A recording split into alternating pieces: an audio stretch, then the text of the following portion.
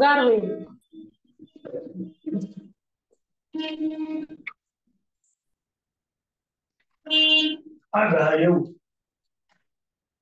काय झालं एवढा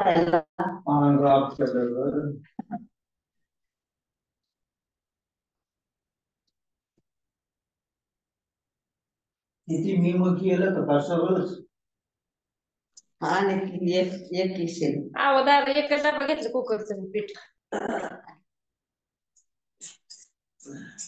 आणि दोनदा करायचं.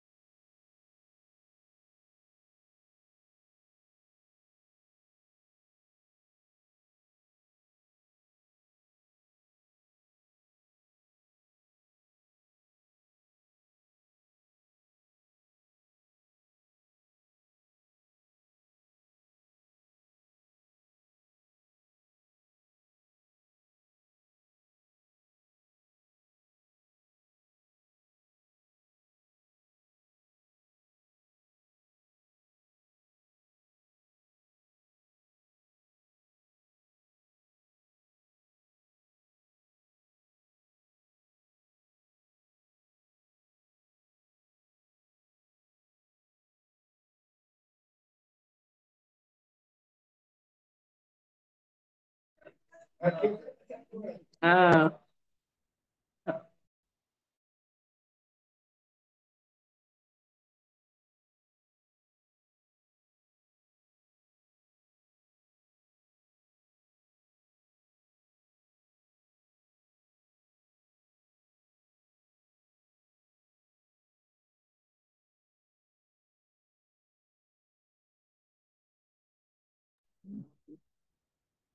हो ना.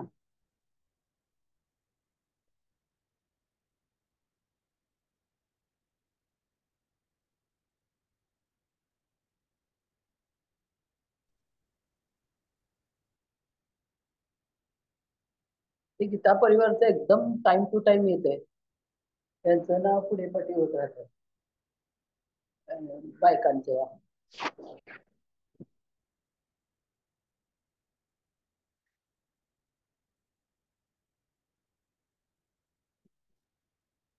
तर 9 मिनिटं झालं तरी चालेल.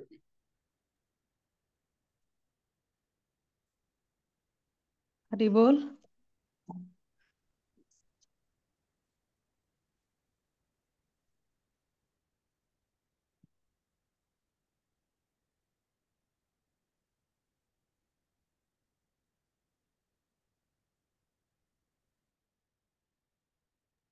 हा हरे कृष्ण माताजी सुरू करायचं का?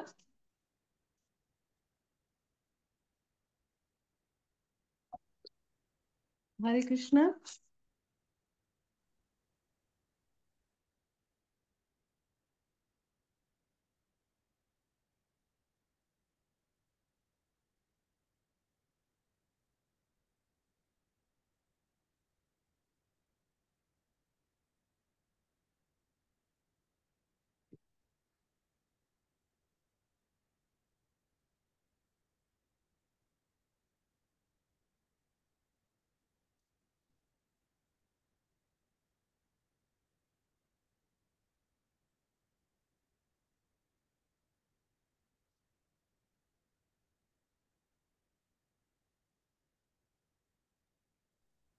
हरे कृष्ण माताजी. हो माताजी. हा हरी बोल माताजी. सुरू करा. होस्ट केलंय हो मला हो. तर हा करा चालेल. सुरू. बघते बघ.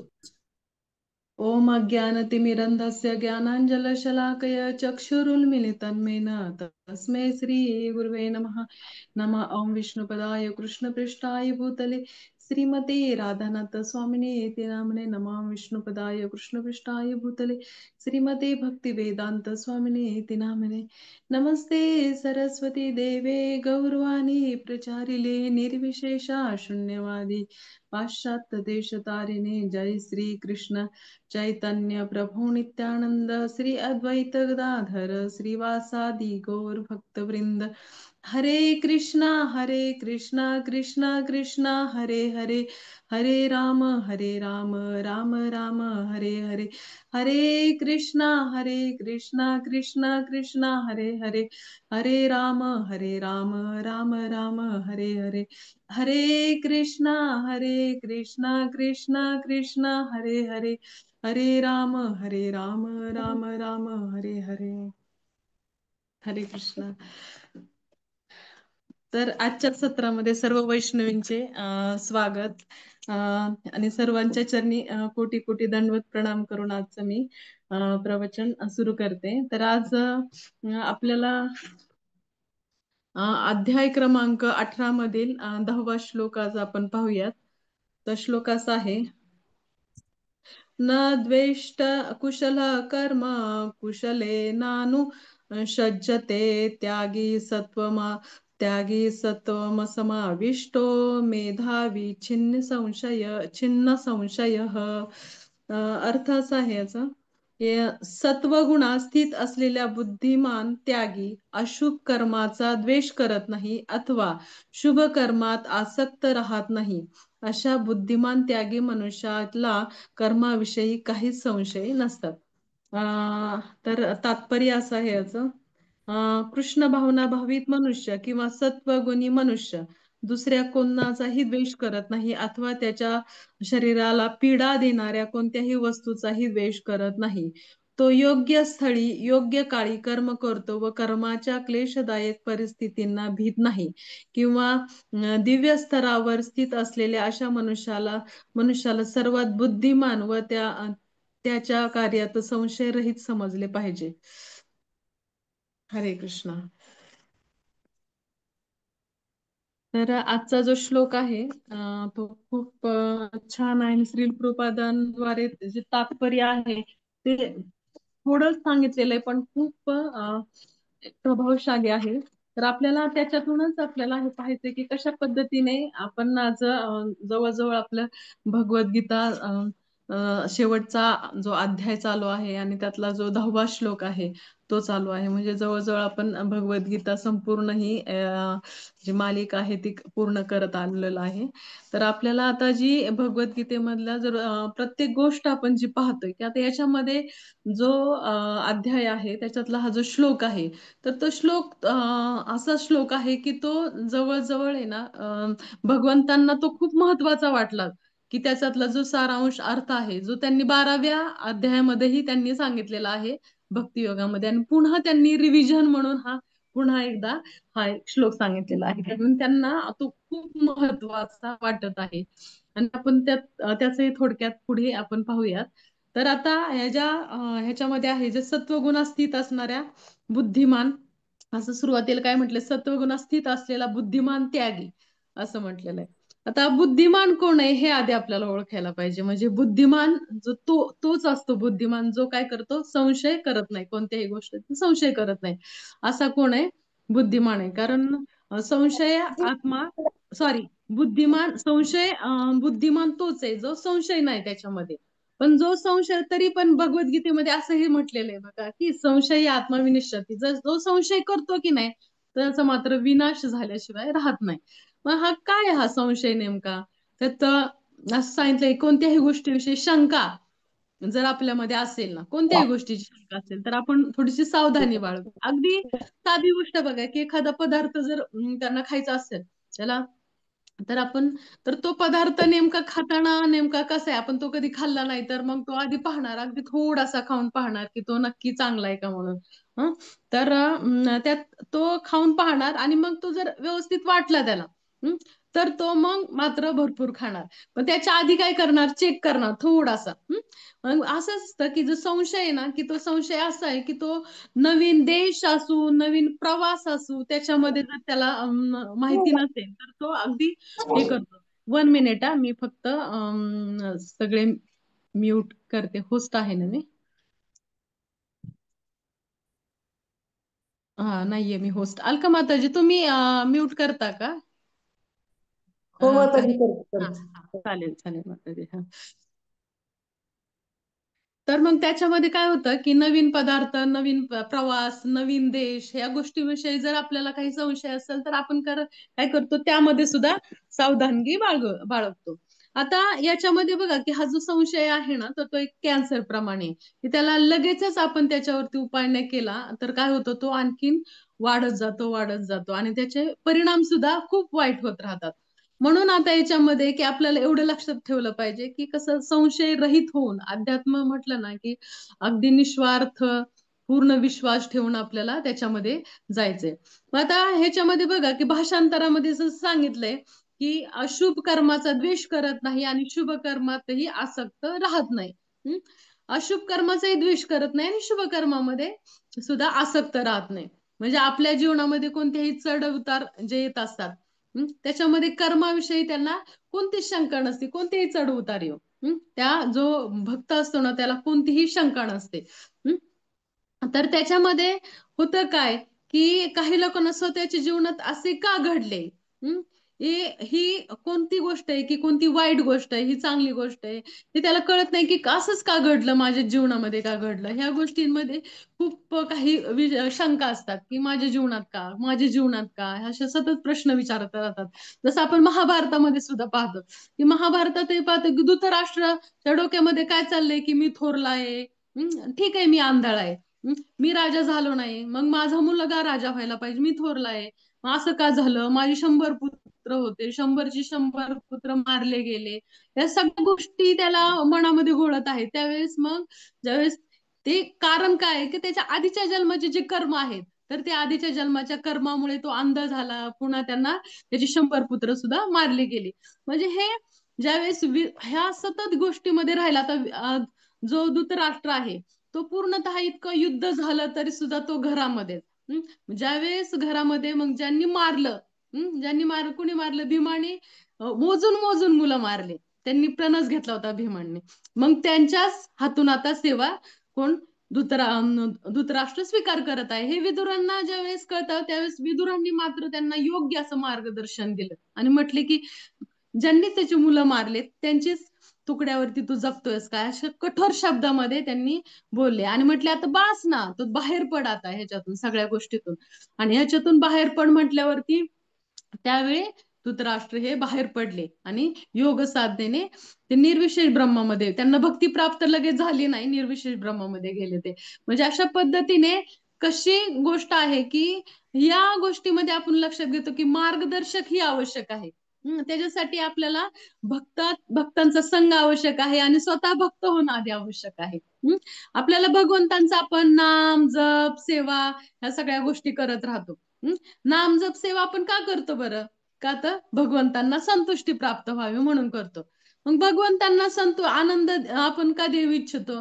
कारण आपल्याला काय करायचंय पुढे की गोलोक धामामध्ये, भगवंतांच्या धामामध्ये जायचंय की जिथं त्यांच्याशी प्रेमाचं आपल्याला आदान प्रदान करायचंय. हम्म? आपण आपण त्यांच्यावरती प्रेम करतोय. पण इथे कसं आहे बघा की इथं एक प्रकारे पिक्चर मध्ये जसं दाखवतात ना लव्ह ट्रँगल, तसं आहे बघा इथे. की जसं की भगवंत म्हणजे जसं एक मुलगा एका मुलीवर प्रेम करत असतो, ती मुलगी दुसऱ्यावरती प्रेम करत असते, त्या पद्धतीने आता भगवंत काय करतायत, आपण भगवंतावर प्रेम करायचा प्रयत्न करतोय, परंतु काय करतायत भगवंत कोणावर प्रेम करत आहेत, भक्तांवर प्रेम करत आहेत. आणि आपण सध्या काय करत आहोत की भक्त होण्याचा प्रयत्न करत आहोत. म्हणजे आपल्याला भक्त होण्यासाठी काय काय आवश्यक आहे त्या गोष्टी आपण करण्याचा प्रयत्न करत आहोत. मग आपल्याला भगवंतावरती प्रेम करायचंय ना, मग त्याच्यामध्ये आपण काय करतो की आपण कन्फ्युजन दूर करण्यासाठी काय करतो की आपण एक कन्फ्युजन आहे आपलं की आपण भक्त व्हावं, मग व्हायचं काय, करायचंय काय, त्याच्यासाठी मग भगवंतच सांगतायत ना की 12व्या अध्यायामध्ये की तू असं कर तसं कर, मग तू माझ्यासाठी तितका प्रिय होशील, तू माझ्यासाठी हे केल्यानंतर तू माझ्यासाठी प्रिय होईल. मग भगवंतानी क्लिअर सांगितलंय अगदी 12व्या अध्यायामध्ये, तू असं कर तसं कर, मग तू माझ्यासाठी खूप प्रिय असशील आणि तू माझा भक्त होशील. आणि मग मी त्या भक्तांवरती भगवंत स्वतःला देऊ इच्छितात, म्हणजे स्वतःलाच अर्पण करून टाकतात. इतके भगवंत या भक्तावरती प्रेम करायला लागतात. गेल्या वेळी तुम्हाला एकदा मी कथा सांगितली होती की कशा पद्धतीने एक पूर्वी पश्चिम बंगालमध्ये एक अलवार असायचे, अलवार. तर त्यातली मी एकदा कथा सांगितली, पण पुन्हा मला ती सांगावीशी वाटते की ते भगवंत किती भक्तांवरती प्रेम करत असतात. मग आता हा जो अलवार असतो, तर ते त्याच्यामध्ये तो एक महान, एक आधी दुष्ट राजा असं दाखवलेला आहे तो. मग तो राजा, त्याला एका मुलीवरती प्रेम होतं. तर तो म्हणतो की आता तो म्हणतो की ही मुलीशी मला लग्न करायचंय म्हणून. तर त्याला ती मागणी घालतो की तू माझ्याशी लग्न कर म्हणून. तर मग ती एक अप्सरा असती पूर्वजन्मी, तिला तिला माहिती असते की आता आणि हे सुद्धा कोण असतात, की आता हा जो अलवर आहे तर ते कोण असतात पूर्वी, की ते एक सुदर्शन चक्रचे हे असतात, अवतार असतात ते.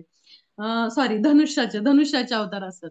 मग ते धनुष्याचे अवतार असतात आणि मग ते काय करतात, त्यांना ते आधी सुरुवातीला त्यांची जी लीला घडवण्यासाठी त्यांनी आधी असं दाखवलंय की ते अजिबात भक्ती करत नसतात असं दाखवलेलं आहे. मग नंतर मात्र काय करायला लागतात, की जो ते त्यांना मागणी घातल्यानंतर ती सुद्धा काय म्हणते, की तिला लक्षात येतं की हे भगवंतांचे महान भक्त आहेत.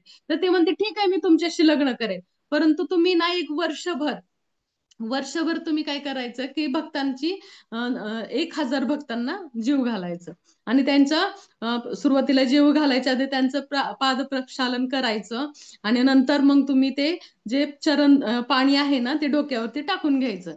आणि मग ते जे काय सांगतील ते ऐकायचं. असं तुम्ही फक्त एक वर्षभर करा, मी लगेच वर्षानंतर तुमची पत्नी होईल म्हणून.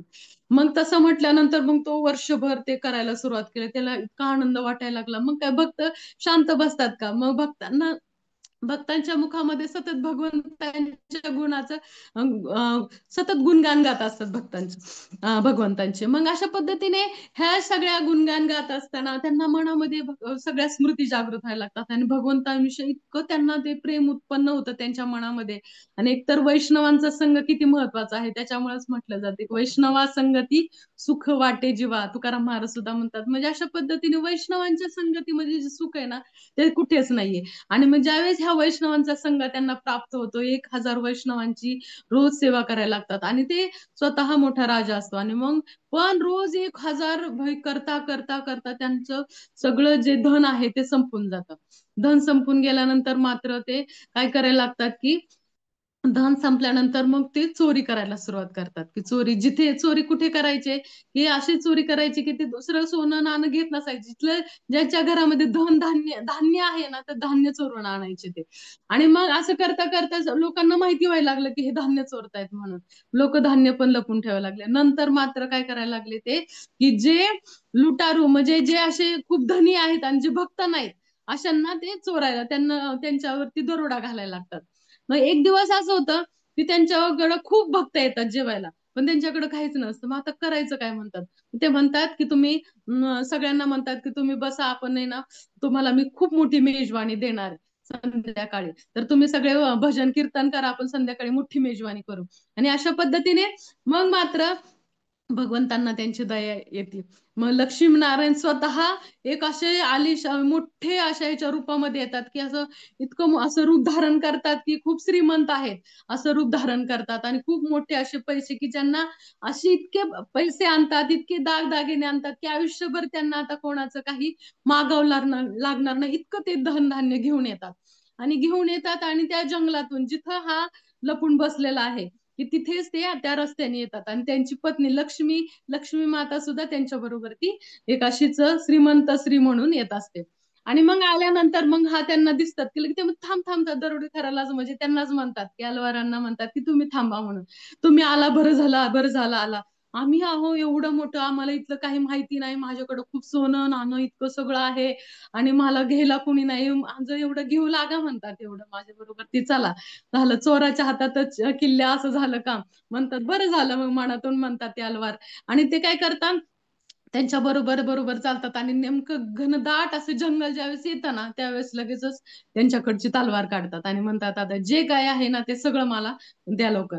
आणि मग ते लगेचच ते म्हणतात नाही नाही नाही. आणि ते बोलता बोलता हे विशेष म्हणजे ते लक्षात घेतात की चालता चालता हे भक्त आहेत का भक्त नाहीयेत हे त्यांना ओळखायचं होतं. मग ते म्हणतात की काही काही नाही, म्हणतात की माझ्या मुलीचा रस्त्याने चालता जाता भगवंत म्हणत असतात काय देव देव करायचंय, देवापाशी काय नाही. बघा आम्ही देवाचं काय करत नाही तरी आमच्याकडे धन धान्य किती सगळं संपत्ती आहे, आम्ही अजिबात वैष्णवांना कोणाला जीव घालत नाही तरी सुद्धा बघा आम्ही किती श्रीमंत आहेत, असं तसं तो म्हणत राहतो. तसं तसा ह्याला खूप राग येत असतो. आणि मग मात्र घनदाट जंगल आल्यानंतर मात्र त्यांना सगळं सोनं नाणं सगळं त्यांच्याकडून काढून घेतात. आणि काढून घेतल्यानंतर इतकं सगळं धनधान्य, आता म्हणतात की बरं झालं आता आयुष्यभराची आपली चिंता मिटली म्हणून. आणि मग मात्र सगळं काढून झाल्यानंतर भगवंतांच्या पायामध्ये ज्या अंगठ्या असतात तर त्या काही त्याला काढता येत नव्हते. ते म्हणतात नाही काढ काढ, ह्या अंगठ्यांमुळे माझ्या एक दिवसाचं भक्तांचं जेवण होईल, तू त्या अंगठ्या काढून दे म्हणतात. ते म्हणतात नाही मला ती अंगठी निघतच नाही. ते म्हणतात नाही नाही तू अंगठी नाही काढली ना तर मी पाय तोडून टाकेल, म्हणून पटकन अंगठी काढा असं म्हटल्यावरती मात्र नाही नाही तुम्हीच प्रयत्न करा. भगवंत ते ऍक्टिंग करतात खूप छान, तूच प्रयत्न कर तूच प्रयत्न कर. आणि मग मात्र तो प्रयत्न करण्यासाठी खाली वागतो आणि तोंडाने ती अंगठी काढायचा प्रयत्न करतो. आणि ज्यावेळी तोंडाने अंगठी काढताना भगवंतांचे चरणामृत म्हणजे भगवंतांचं जे रस आहे तर तो भगवंताच्या चरणाची धूळ त्याच्या तोंडामध्ये गेल्यावर मात्र त्यांना अष्टसात्विक विकार त्याच्यामध्ये जागृत होतात. आणि आणि मग ते वरती पाहतात तुम्ही कोण आहात, तुम्ही कोण आहात, मी इतका आनंदी का होत आहे, म्हणजे त्यांना इतकं ते हे पाहून इतका त्यांना आनंद होतो. आणि मग नंतर भगवंत त्यांना चतुर्भुज रूपामध्ये दर्शन देतात. म्हणजे अशा पद्धतीने भगवंत स्वतःला लुटून घेण्याचा सुद्धा हे करतात की स्वतः लुटून घेतात. एक भक्त जर व्हायचं असेल नाही भक्तावरती इतके प्रेम करत असतात. त्याच्यामुळे भगवंतांना भक्त खूप प्रिय आहे. आणि हे भक्त इतके प्रिय आहेत त्याच्यामुळे त्यांना असं करायचंय की ते भक्तांवरती प्रेम करतात, त्यामुळे आपण प्रयत्न करतोय की आपण भक्त व्हावं. मग आता त्याच्यासाठी बघा की भगवंतांनी काय सांगितलंय की 12व्या अध्यायामध्ये सुद्धा भगवंत खूप महत्वाची गोष्ट ती पुन्हा 18व्या अध्यायामध्ये सांगत आहेत. तर त्याच्यासाठी ते काय सांगत आहेत, यो न रुष्यति न द्वेष्टि न शोचति न कांक्षती शुभाशुभ परित्यागी भक्ती माने समे प्रिया. म्हणजे काय अर्थ काय त्याचा, की जो हर्षितही होत नाही किंवा दुःखही करत नाही, शोकही करत नाही किंवा आकांक्षाही करत नाही, त्याने शुभाशुभ गोष्टींचा त्याग केला आहे असा भक्त मला अत्यंत प्रिय आहे. म्हणजे शुभाशुभ कोणतीही गोष्ट शुभ असो किंवा अशुभ असो त्यांना काही फरक पडत नाही. अशा त्याच्यासाठी भगवंतांना हे गुण सगळे येण्यासाठी एका भक्तांमध्ये ते गुण यावेत हे भगवंतांची इच्छा आहे. आणि त्याच्यामुळे पुन्हा 18व्या अध्यायामध्ये भगवंत त्याच गोष्टी सांगत आहेत की कशा पद्धतीने जो भक्त आहे ना शुभाशुभ गोष्टींचा पूर्णतः परित्याग करतो. कारण तो कोणतेही जीवनामध्ये चढ उतार आला ना तरी ते डगमगत नाही, तर ते चढ उतारामध्ये तो स्वतःला जे आहे ना ती भगवंतांची इच्छा मानून पुढे जात असतो. म्हणजे मग जसं आता पाहतं की भक्तांमध्ये ते गुण येण्यासाठी तो प्रयत्न करतो. जसं बघतो आपण की पत्रिका जुळवण्यासाठी मुला मुलीची पत्रिका 36 गुण जुळले पाहिजेत, तर चांगले गुण मानतो आपण. इतर गुण जुळले तर ठीक आहे पण 36 गुण तर अति चांगले असं मानतो आपण. त्या पद्धतीने हे जे गुण आहेत, सॉरी,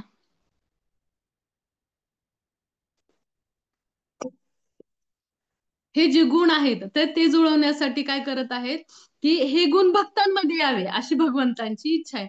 पण आपल्यामध्ये कसे गुण आहेत आपल्यामध्ये कसे गुण आहेत, तर मैत्रिणींनो आपल्यामध्ये काही गुण आहेत तर काही गुण नाहीयेत. मग काही गुण कसे गुण आहेत आपल्यामध्ये, तर त्यामध्ये काही गुण आहेत की ते इच्छा रूपामध्ये आहेत. म्हणजे आपली इच्छा असते की हे गुण यावेत म्हणून, फक्त इच्छा असते पण ते गुण अजून काही आपल्यामध्ये आले नसतात. दुसरे कोणते गुण असतात की काही प्रयत्न करावे लागत नाहीत, ते उपजतच असतात. काही गुण कसे असतात की प्रयत्न न करता, काही काही भक्त असतात ना ते भक्तीमध्ये आल्यावरती इतके नम्र असतात, याच्या आधीच म्हणजे ते नम्र भाव त्याच्यामध्ये असतो आणि त्या गुणांवरती ते भक्तीमध्ये येतात. म्हणजे अशा पद्धतीने उपजतच त्यांच्यामध्ये ते गुण असतात, हे नम्रतेचे गुण. कारण आधीच्या जन्माचे जे भक्त असतात ते आधीच नम्र असतात, त्याच्यामुळे त्याच्यामध्ये तो उपजत गुण असतो. आणि मग त्यांच्यामध्ये ती सहनशीलता पण असते. अशा पद्धतीने काही गुण जे असतात ना ते अभ्यास रूपात असतात.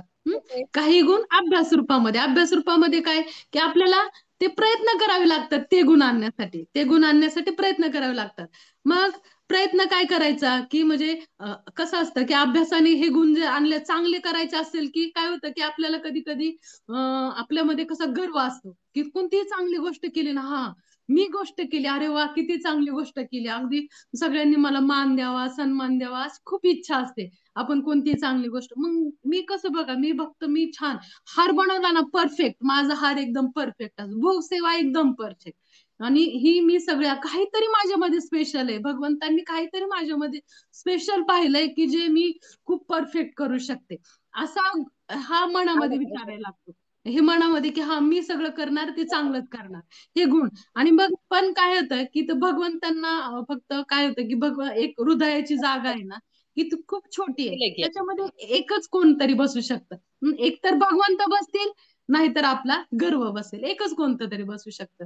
मग कबीरजी सुद्धा त्याच्यामध्ये खूप सुंदर दोहा म्हणतात की प्रेम गली अति साकरी, ताहे दोन समाये, जब हरि था तब मैं नहीं, जब मैं था तब हरि नहीं.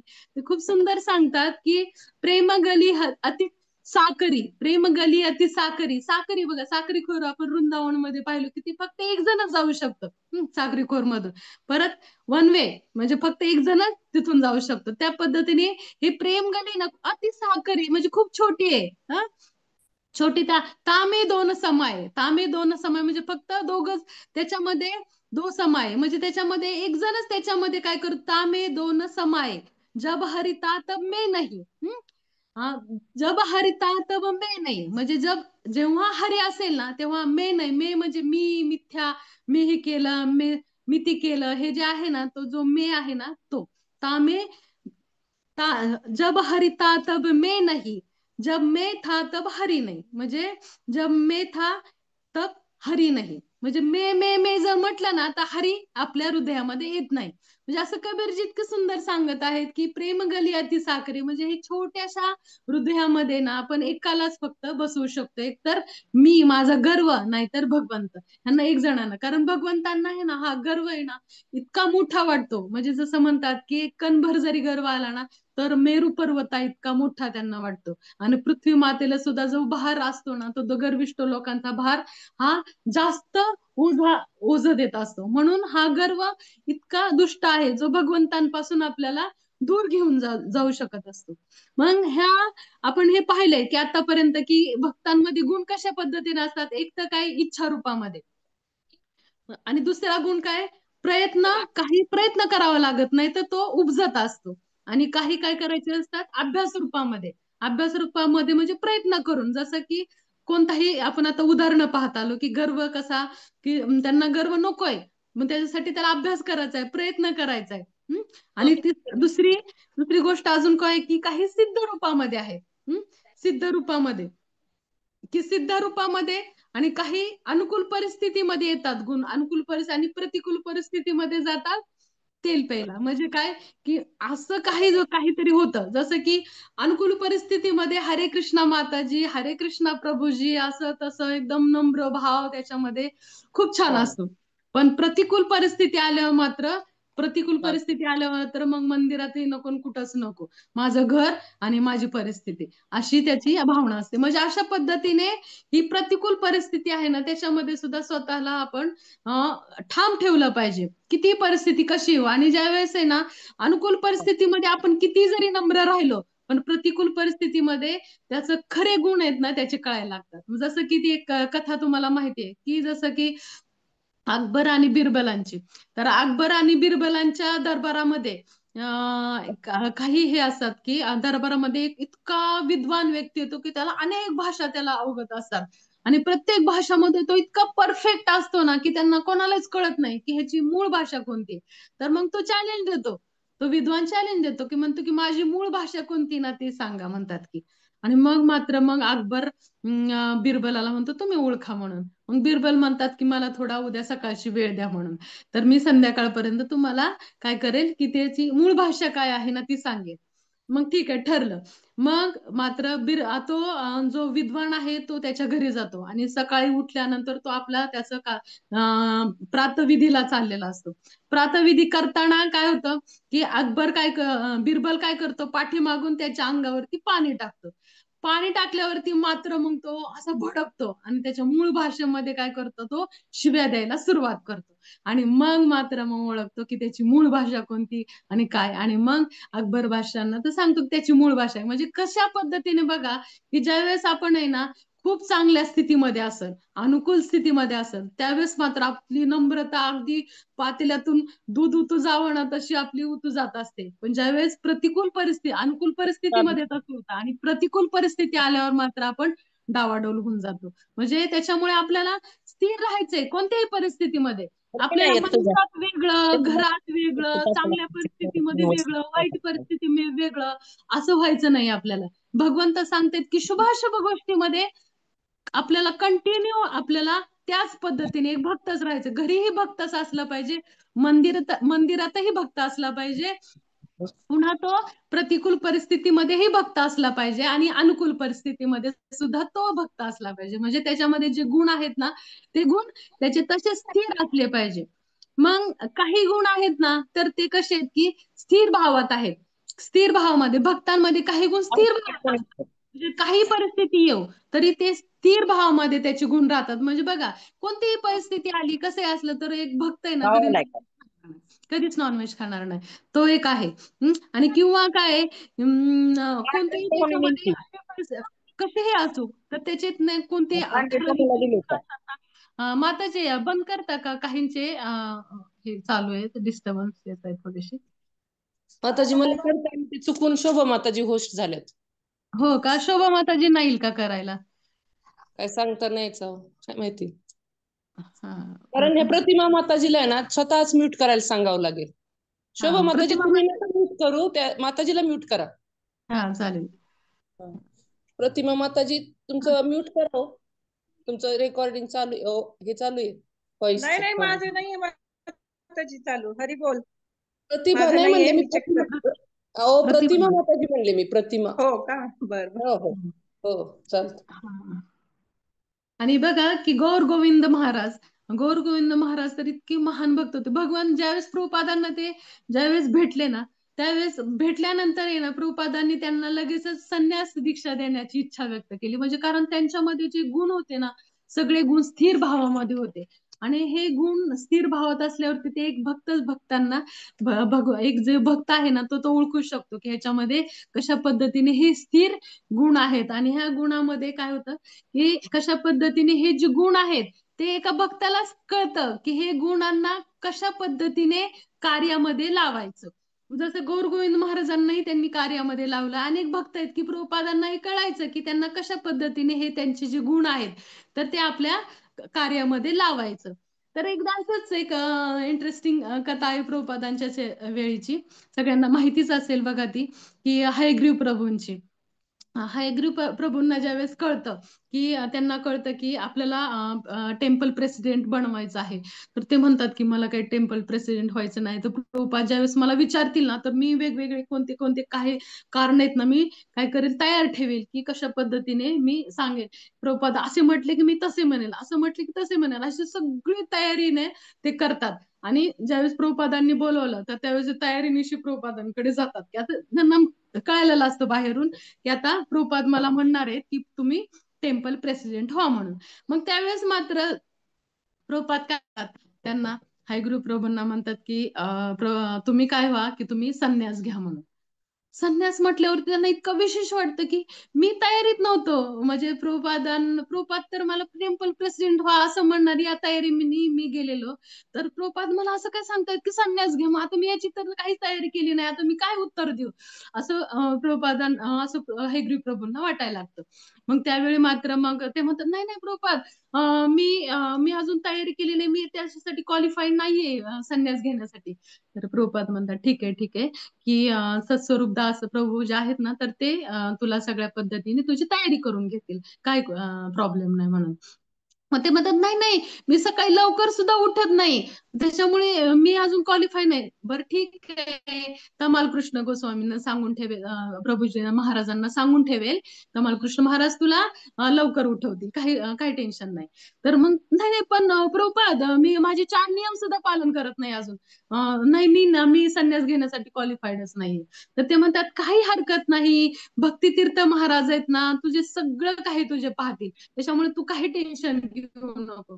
मग मात्र ते प्रभुपाद सगळ्या गोष्टी खोडून टाकायला सुरुवात करतात. मग मात्र हात जोडून त्यांच्या पुढे प्रभुपादांना दंडवत घालून प्रभुपाद मला संन्यास नाही घ्यायचा म्हणून असं म्हटल्यावरती, मग बरं नाही का, बरं ठीक आहे म्हणतात. बरं तू मग असं कर, टेम्पल प्रेसिडेंट हो म्हणून. असं म्हटल्यावरती मग टेम्पल प्रेसिडेंट, बरं ठीक आहे महाराज.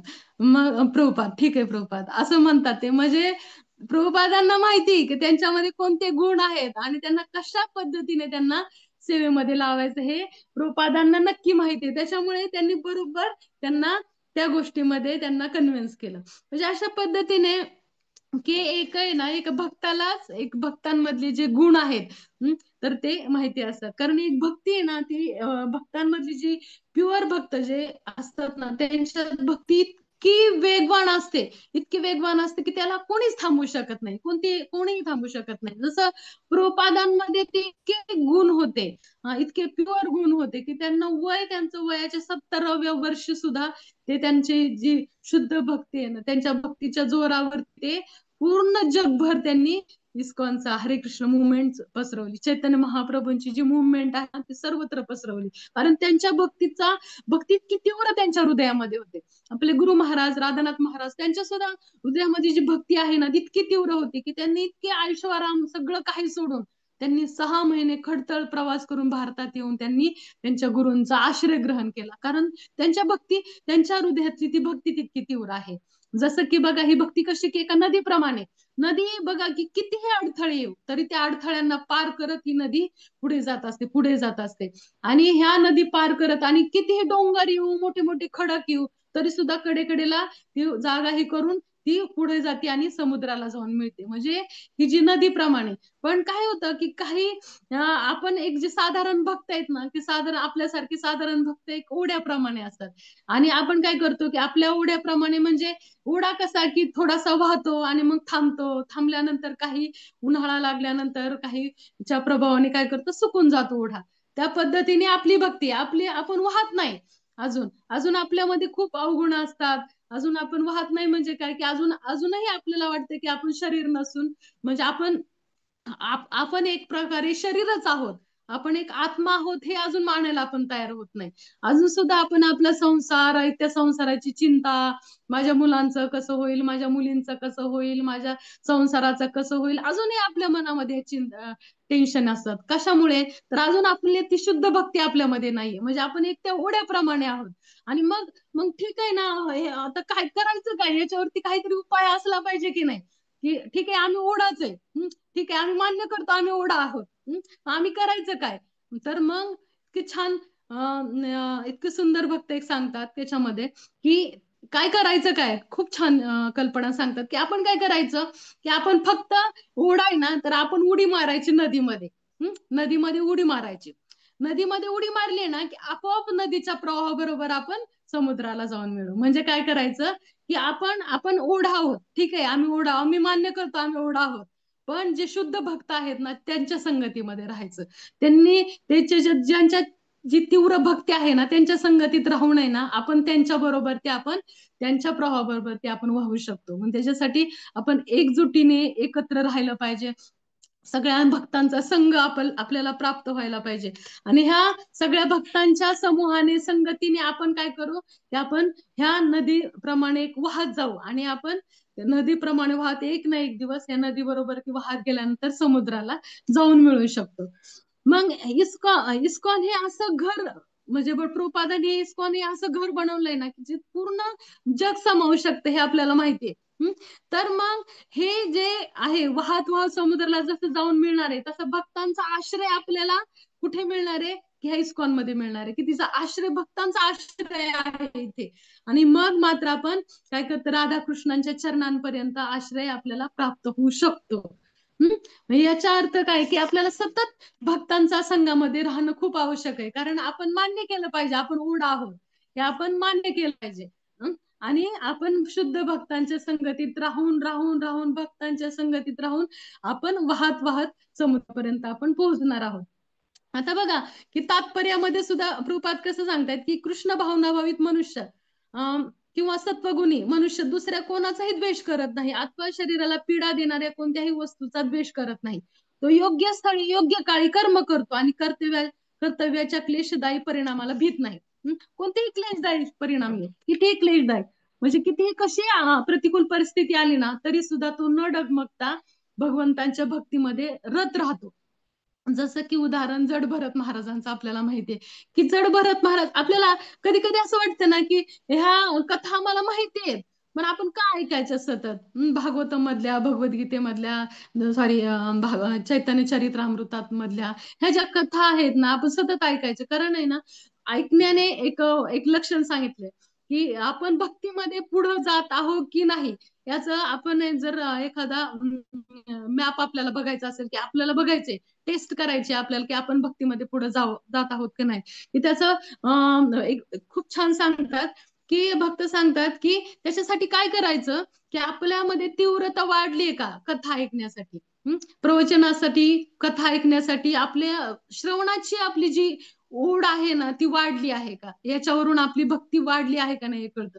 कारण त्या कथा आल्या ना की त्या कथा आल्या तरी आपल्याला अरे उत्सुकतेने आपण ऐकले अरे खरंच का असं का, मग पुन्हा त्या नवीन होऊन आपल्याला ऐकण्याची ती उत्सुकता आपल्याला वाटली पाहिजे. बघा चैतन्य महाप्रभूंनी सुद्धा बघा की चैतन्य महाप्रभू प्रल्हाद महाराजांच्या ध्रुव महाराजांच्या कथा गदाधर पंडितांकडून 100 वेळा ते ऐकत राहायच्या आणि गदाधर पंडित सुद्धा इतके हृदयातून सांगायचे की त्यांच्या ते डोळ्यातून सगळे अश्रुधारा व्हायच्या आणि ती श्रीमद भागवत आहे त्यांचे सगळे अक्षर त्यांचे मिटून गेलेले होते ते त्यांच्या अश्रुधारांनी. म्हणजे अशा पद्धतीने श्रोताही तितका उत्तम आणि श्रवण करणाराही तितका उत्तम. म्हणजे अशा पद्धतीने जी श्रवण करण्याची जी गोडी आहे जितकी असेल आपल्या तीव्र ना तितकी आपली भक्ती वाढली आहे की नाही हे कळतं आपण. जसं जड भरत महाराज सुद्धा बघा, जड भरत महाराजांना सुद्धा त्या आधी कोण होते जड भरत महाराज, तर स्वतः भरत महाराज म्हणजे भारत नाव आपल्या देशाला पडलेलं आहे की भारतवर्ष म्हणजे जसं की जड भरत महाराज. आणि त्यांना आपल्याला माहिती कशा पद्धतीने ते नंतर जड भरत महाराज हे हरिणावरती आसक्त होतात आणि पुढच्या जन्मी ते हरिण होतात आणि त्यांना ती स्मृती जागृत असल्यामुळे त्या हरणाच्या ह्याच्यामध्ये ते सतत भक्तांच्या आश्रयामध्ये राहिले. म्हणजे सतत त्या भक्तांच्या आश्रयामध्ये ते राहत गेले आणि नंतर तिथूनही त्यांनी ज्यावेळेस तो देहत्याग करतात त्यावेळेस जड भरत महाराजांचा ज्यावेळेस त्यांना जन्म प्राप्त होतो त्यावेळेस सुद्धा ते अगदी सतत त्या स्मरणामध्ये राहायचे की कोणतीही गोष्ट माझे जे गुण आहेत ना ते दाखवायचा प्रयत्न करत नसायचे, कारण मी प्रसिद्ध होईल, लोक मला वा वा म्हणतील आणि पुन्हा गुणतील, त्याच्यामुळे ते सतत सगळ्या गोष्टी उलट्या उलट्या करत राहायच्या. आणि एक दिवस तर ते एका ह्याच्यामध्ये बसलेले असतात की त्यांना म्हणतात की आता एक शेत आहे तर शेतावरती राखण करायला बसा म्हणून. आणि मग शेतात राखण करायला बसल्यावरती त्याला तिथे काही जे चोर डाकू येतात जे काली मातेचे उपासक असतात आणि ते येऊन त्यांना घेऊन जातात की अरे चांगला बळी देण्यासाठी आहे म्हणून. आणि ज्यावेळेस काली मातेच्या जवळ गेल्यानंतर तिथे गेल्यावर त्यांना काही वाटत नाही, घेऊन गेल्यानंतर त्यांना शुभ अशुभ गोष्टीचा जसं म्हणतात की काही त्यांना देणं घेणं नाही. ठीक आहे माझी हीच आता वेळ आलेली असेल, कोणतीही शुभ गोष्ट असो अशुभ गोष्ट असो, माझ्या शरीराला प्रभुपाद म्हणतात क्लेशदायक असो गोष्ट कोणतीही असो तरी मला त्याचं काही देणं घेणं नाहीये, मी जसं आहे भगवंतांनी मला जसं ठेवलंय ना मी तसं आहे. अशा पद्धतीचा भाव जसा जड भरत महाराजांमध्ये होता ना की त्या पद्धतीने तिथे काली मातेसमोर जातात आणि तिथेही तयार होतात, तो जेवण करायला देतात, तिथे पोटभर जेवण करतात आणि त्यांना आता बळी देण्यासाठी पुढे ठेवतात आणि स्वतः काली माता पाहते की शुद्ध भक्त भगवंतांचे महान भक्त समोर आले तर तिला कसं हे वाटेल. आणि मग आपल्याला पुढे माहिती की कशा पद्धतीने ती ह्या ज्यांनी आणलंय जिचे भक्त आहेत त्या भक्तांनाच ती तिच्या ह्या ते उपासक भक्तही म्हणता येत नाही त्यांना, उपासकांना ती मारून टाकते आणि जड भरतांना वाचवते. म्हणजे अशा पद्धतीने जड भरत महाराजांचे उदाहरण आपल्या लक्षात येईल की ते सुद्धा कोणतेही शुभाशुभ गोष्टी असो त्या गोष्टींकडे ते काय करायचे लक्ष देत नसायचे आणि ते पुढे जात राहायचे. म्हणून अशा पद्धतीने आपल्याला की आपण लक्षात घेतलं पाहिजे की आपण सुद्धा प्रभुपादांच्या या घरामध्ये राहत आहोत पण आपली परिस्थिती अशी झालीये की आपण ह्या सुंदर अशा घरामध्ये छोटस आपलं हे भौतिक जग आपण बनवलंय, स्वतःच एक छोटस भौतिक जग बनवलंय.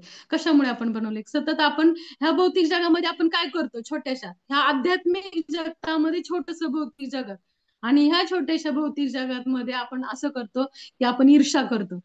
ईर्ष्या करतो, ह्याने असं केलं त्याने ईर्ष्या करतो. की याच्या हा माझ्यापेक्षा कसं काय उच्च असू शकतो, अशी ईर्ष्या करतो. परत आपण स्पर्धा करतो, नाही माझं ह्यांच्यापेक्षाही चांगला व्हायला पाहिजे, मी त्यांच्यापेक्षाही प्रसिद्ध व्हायला पाहिजे. हे आपल्या मध्ये जे भावना आहे, म्हणजे आध्यात्मिक जगतामध्ये छोटसे भौतिक जग बनवलंय ना, त्या ह्याच्यामुळे मग आपल्याला काय करायचंय, ह्या गोष्टीमध्ये गुंतून जायचं नाहीये आपल्याला. ह्याच्यातून आपल्याला भौतिक जगात, ह्या आध्यात्मिक जगतात हे असलं भौतिक जगात आपलं स्वतःच बनवायचं नाही, तर आपल्याला यातून बाहेर पडायचंय. की आपल्याला हे मानव जन्म जो मिळाला आहे आणि त्यातून जी अनमोल जे अनमोल अशी भक्ती मिळालेली, की जी भक्ती खूप खूप अशी आपल्याला खूप अशी जन्म जावे लागतात, जन्म द्यावे लागतात, तेव्हा आपल्याला ही भक्ती प्राप्त होतात. आणि ही भक्ती प्राप्त झाली आणि तो हा जो अनमोल ठेवा, अनमोल हिरा आहे ना, त्याला आपल्याला जपून ठेवायचंय. त्याच्यासाठी आपण एकजुटीने, आपण ह्या एकजुटीने भक्तांच्या एकत्र राहिलं पाहिजे. आणि एकत्र राहूनच आपण ही जी नदी आहे ना, त्या नदीमधून आपण वाहत आपण समुद्रापर्यंत पोहोचू शकू. मग आता त्याच्यासाठी काय करायचंय, की छोटीशी कथा बघा, की शिकारी सुद्धा बघा, की एक आपल्या लहानपणी ही गोष्ट आपण ऐकलं असेल. एक शिकारी नेहमी एका ठिकाणी जाळं टाकायचं. तो एका वयस्कर कबुतराला माहित असते की हा नेहमी इथं जाळं टाकतो. तो त्या सगळ्या कबुतरांना सावध करतो, म्हणतो की तिथे कधी जायचं नाही, तिकडे कधीही जायचं नाही त्या दिशेला, आणि कोणीही तिकडे कितीही दाणे असू तरी जायचं नाही, कारण तिथे जाळं आहे म्हणून. पण काही कबुतरांना काय होतं, की त्यांना ते अन्न दाणे इतके सुंदर सुंदर पाहून कंट्रोल होत नाही, आणि ते तरीही त्या जाळ्याकडे जातात आणि ते दाणे टिपायला सुरुवात करतात. आणि जाळे खाल्ल्यानंतर जेव्हा उडायला लागतात, त्यावेळेस मात्र त्यांना असं वाटतं की अरे, आपले पाय आता ह्या जाळ्यामध्ये गुंतले आहेत, आता काय करायचं, मग ते ओरडायला सुरुवात करतात. मग तो वयस्कर कबूतर तिथे येतं आणि त्यांना काय सांगतं, की मी सांगितलं होतं ना तुम्हाला या दिशेने जायचं नाही, तरी सुद्धा तुम्ही का गेला त्या दिशेने, मग आता काय करायचं. मग ते म्हणतात की तुम्ही एकजूट व्हा. जर एकजूट झाला ना, तर तुम्ही एकजुटीने तुम्ही यातून बाहेर पडू शकता. मग त्याच्यासाठी काय करायचं, फक्त 1 2 3 म्हटलं ना मी, की तुम्ही एक साथ एकत्र उडायचं, आणि एक साथ उडाला ना की जाळ्यासहित तुम्ही वरती उडताल म्हणून. मग अशा पद्धतीने हे कबूतर बाहेर पडतात. मग तसंच आहे आपलं, की आपल्या माहिती आहे आपण की भौतिक जगाच्या ह्या माया जाळामध्ये आपण गुंतलेलो आहोत, मान्य आहे आम्हाला. पण त्याच्यामध्ये मान्य आहे, पण बाहेर पडायचं कसं. वरिष्ठ वैष्णव गुरु महाराज ह्यांनी जे आपल्याला जे मार्गदर्शन केले ना, त्यांनी जे सांगितले ना, त्याच्यावरती दृढ विश्वास ठेवायचा आपल्याला, आणि एक साथ आपल्याला याच्यातून आपल्याला बाहेर पडायचंय. काही विचार करायचा नाही की का माझ्या बाबतीतच असं का घडलं, मलाच का असं केलं, मी माझी माझी सेवा करत असते, मी कोणाच्यात नसते तरी माझ्याच बाबतीत हे का घडतं, असे विचार हे सगळे सोडून द्यायचे. कारण हे हे ज्या वेळेस आपल्या बाबतीत घडतं ना, त्यावेळेस आपण लक्षात घेतलं पाहिजे की हे ना, की जे पुढचा जो घडवणार आहे ना, तर त्याच्यावरती थँक्यू म्हटलं पाहिजे, कारण ते खूप मोठं कर्माचं ओझ आहे ना, त्यांनी आपल्याला उतरवण्यासाठी आपल्याला मदत केली आहे. मग थँक्यू म्हणायचं आपण उलट. कारण आपण तितके भगवंतांच्या जवळ गेलो ना, आपल्यातलं पाप गेलं म्हणजे भगवंतांच्या आपण जवळ गेलो, म्हणून शुभाशुभ गोष्टींचा, कोणत्याही गोष्टीकडे लक्ष द्यायचं नाही. कोणतीही परिस्थिती आपल्या जीवनामध्ये येऊ तरी लक्ष द्यायचं नाही, आणि पुढे जात राहायचं पांडवांसारखं. पांडवांनी कसं केलं, की बघा, की पांडव कसे, कितीही दुःख येऊ, सांगा आपल्या जीवनात असं दुःख आलंय का, की आपल्याला पूर्ण आपल्या घराच्या बाहेर काढलंय, जा जंगलात जाऊन राहा म्हणून, असं कोण म्हटलंय का आपल्याला.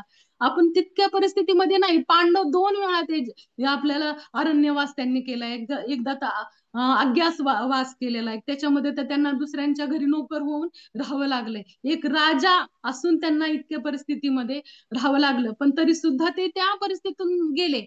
तसं दुर्योधनाला वरती आली का परिस्थिती, ही दुर्योधन मान चांगला निवांत राजमहाल थाटामाटामध्ये राहत होता, त्याला कधी असं जंगलात जावं लागलं का, दुर्योधनाला नाही जावं लागलं.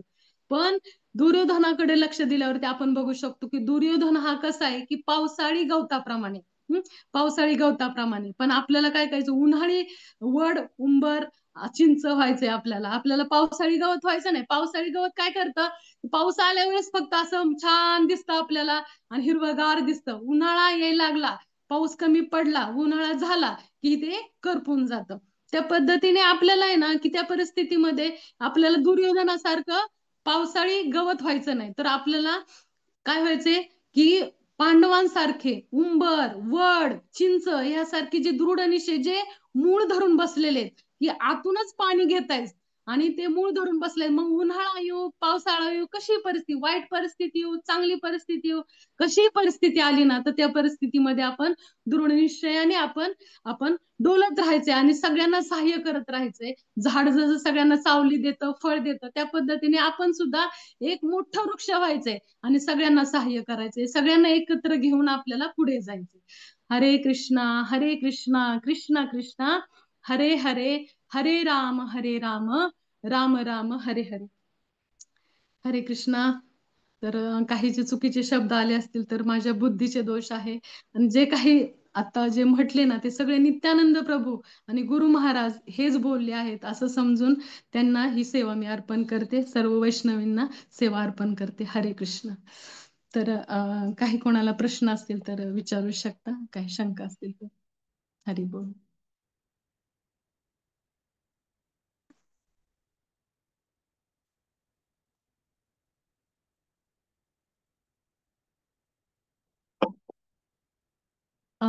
सगळ्यांना म्यूट करता येत आहे का? हे हरे कृष्ण. वेलकम माताजी. हरे कृष्ण. हरी खूप बोल. छान हरी. लेक्चर झालं माताजी, खूप प्रभावी आणि प्रेरणादायी लेक्चर, आणि कथा भरत महाराजांच्या आलवारांच्या कथा त्याच्यामधून तुम्ही खूप छान सांगितलं. आणि शेवटचं खूप आवडलं की आपल्याला मूळ घट्ट धरणारा दृढ निश्चय असं वृक्ष व्हायचंय, वटवृक्ष व्हायचंय. तर थँक्यू सो मच. खूप छान प्रेरणा मिळाली आणि श्लोक समजायला मदत झाली. थँक्यू माताजी. हरी बोल. हरी बोल. थँक्यू.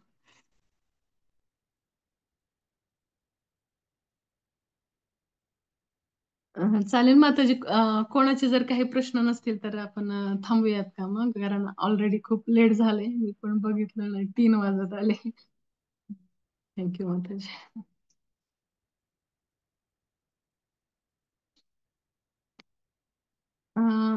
अलका माताजी, तुम्ही करता कोण का ह्यांना मग करावं लागेल ना बंद?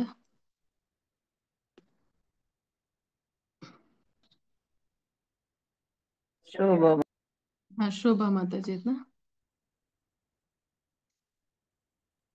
शोभा माताजींना एंड करायला सांगा. शोभा माताजी, एंड करू शकता का तुम्ही? हरी बोल. तुम्ही होस्ट झाला आहात. सगळ्यांना लिव्ह व्हायला सांगा माताजी. हा चालेल मग सगळे. हरी बोल.